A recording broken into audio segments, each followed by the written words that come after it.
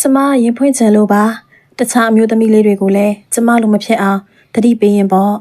ကျမအသက်15နှစ်လောက်မှာအကိုလိုရောတငယ်ချင်းလိုရောအားကိုးရတဲ့လူတစ်ယောက်နဲ့ချစ်သူဖြစ်ခဲ့ပါတယ်မိဘတွေကငယ်သေးတော့ခွဲကြတော့ကွဲခဲ့ရတယ်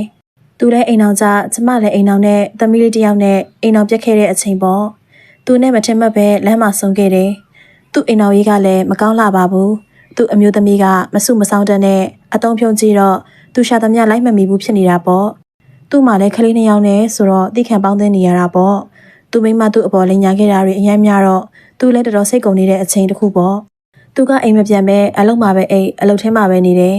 ငွေတော့ပုံမှန်ပေးရတာပေါ့ကိုနဲ့တွေ့တော့သူ့အိမ်တော်ရေးမကောင်းကြောင်းကွဲနေတဲ့အကြောင်းတွေပြောပြတယ်ဒီလိုနဲ့အဆက်အသွယ်ပြန်ရခဲ့ကြတယ်ကိုနဲ့တွေ့ပြီးမကြခင်မှာသူတို့တရားဝင်ကွာရှင်းကြတယ်ရှိသမျှပစ္စည်းအိမ်ချမ်းကျွဲနွားအကုန်သူ့မိသားစုကိုပေးပြီးအလွတ်ဆင်းလာခဲ့တယ်တဲ့အရသမားကြီးအဖြစ်နဲ့အိမ်မရှိရမရှိအလုပ်ထဲပဲအိတ်စားနေရတဲ့သူကိုကျမတနာလို့မိဘတွေတားနေတဲ့ကြားကလက်ခံပြီးအိမ်ပေါ်ခေါ်တင်ခဲ့တယ်မယူခင်အထိလည်းကလေး2ယောက်နဲ့မလို့ပြန်ပေါင်းဖို့လည်းပြောခဲ့ပါတယ်သူကလက်မခံပါဘူးကလေးတွေရှိနေတော့နောက်တစ်ချိန်အရှုပ်ရှင်းဖြစ်မှဆိုရဲပြောတော့အကုန်ပေးပြီးအကုန်ထားခဲ့တဲ့အတွက်သူ့ဘက်ကတာဝန်ကြီးပါတယ်နောက်ထပ်လည်းပတ်သက်စရာမလိုပါဘူးတဲ့လေပြတ်သားတဲ့အကြောင်းတွေအတွင်ပြောနေတော့ယုံခဲ့မိတာပေါ့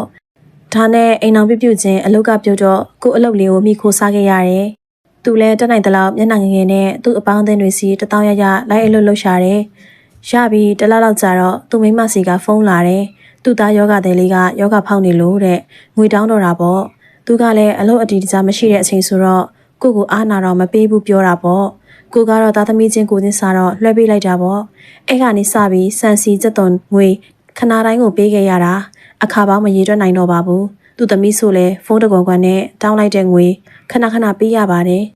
ကျမသူနဲ့မရခင်ရွှေ6ချက်သားနဲ့ငွေ330ရှိခဲ့တာသူ့အလုပ်အတွက်အရင်အဖြစ်ထည့်ပေးခဲ့တယ်ရွှေတစ်ချက်သား18သိန်းခေတ်ကပေါ့ကျမပေးတဲ့ငွေနဲ့ရွှေကရင်းနှီးဖို့မလောက်တော့အတိုးတွေယူငွေတွေချီးနဲ့တော်တော်ကိုလုံးလက်ချလာပတ်နဲ့3နှစ်လောက်အကျွေးနှုံနဲ့နှက်ခဲ့ရတယ်ဒီအလွန်ကြမှာ